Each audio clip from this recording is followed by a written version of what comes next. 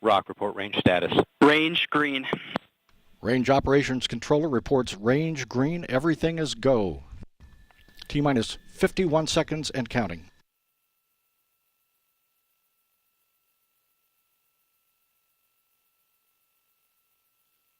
T-minus 40 seconds. Stable at step 3. Closing in on 30 seconds before launch. 3 seconds before launch, the powerful RD-180 engine will ignite. Roger. 25. Status check. Go Atlas. Go Centaur. Go. Everything is go. T-minus 15 seconds and counting. 9, 8, 7, 6, 5, 4, 3, 2, 1. And liftoff of the Atlas V and NOAA's GOES-S, a highly sophisticated weather-watching eye in the sky, to join its twin in providing better forecasts and saving lives. Atlas has begun a pitch and yaw maneuver to steer to its planned path, an azimuth of 100.7 degrees. At 35 seconds, the rocket carrying GOES-S will reach Mach 1, traveling faster than the speed of sound. Down, right on schedule. Signatures look good. Roll program is complete. SRB chamber pressures are rolling off as expected. At 47 seconds after launch, the vehicle will pass through the area of maximum dynamic pressure, or max Q. Max Q. This is the point when mechanical stress on the rocket reaches its peak because of the rocket's velocity and the resistance created by the Earth's atmosphere.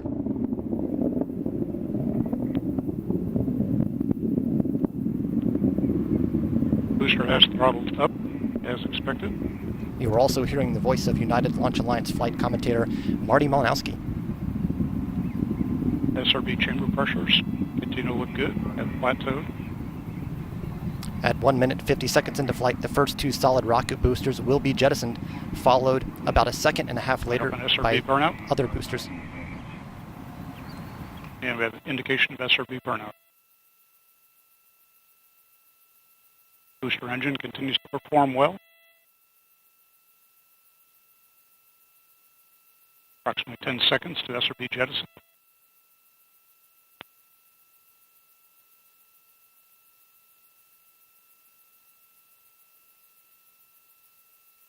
And with indication of 4 solids jettisoning, looks like a clean separation. And a clean separation being reported of the solid rocket boosters. Vehicle We are has 2 begun minutes, closed 4 loop seconds into steering. flight. The next major milestone, 3 minutes 30 seconds into flight, the payload fairing protecting GOES-S during its flight through the atmosphere will be jettisoned 3.5 minutes after launch.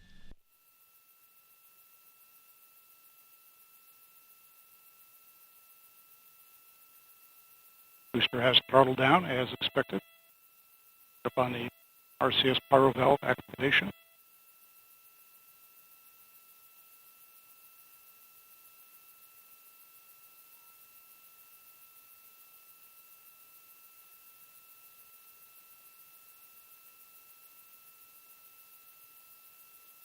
We have the RCS pyro valve activation at this point. The system is pressurizing to flight levels. Signatures look good.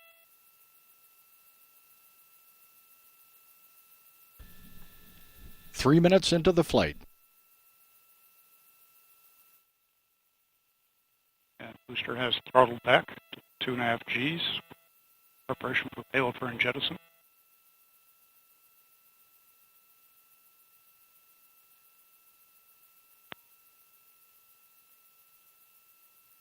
Ten seconds away from payload fairing jettison. Up on payload for jettison momentarily.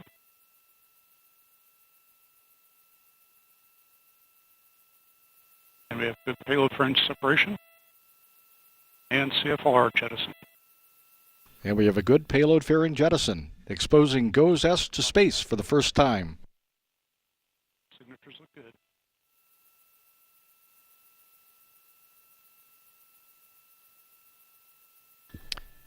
We are approaching 4 minutes into flight. And booster has begun to throttle to 4.6 Gs in preparation for pico.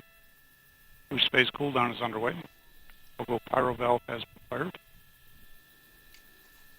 The call BECO stands for Booster Engine Cutoff. That will happen at 4 minutes 22 seconds into flight. Boost phase chill down is complete.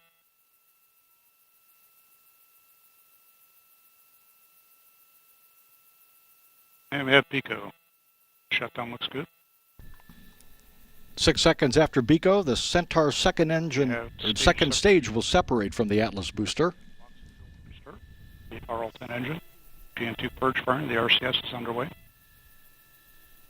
We have ignition and full thrust on the RL-10. And the Centaur single-engine RL-10C engine ignites for the first time. It produces 22,900 pounds of thrust.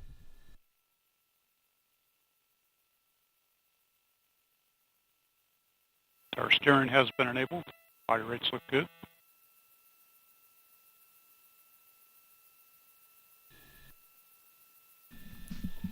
This is about a 7.5 minute burn of the Centaur Our PU is RL-10C engine. fixed angle, as expected. Engine cutoff planned for about 7 minutes from now.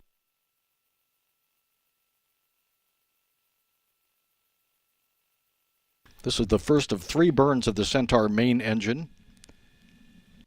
Continue to warm towards bottle temperatures. Signatures look good. Centaur PU has gone to closed loop control.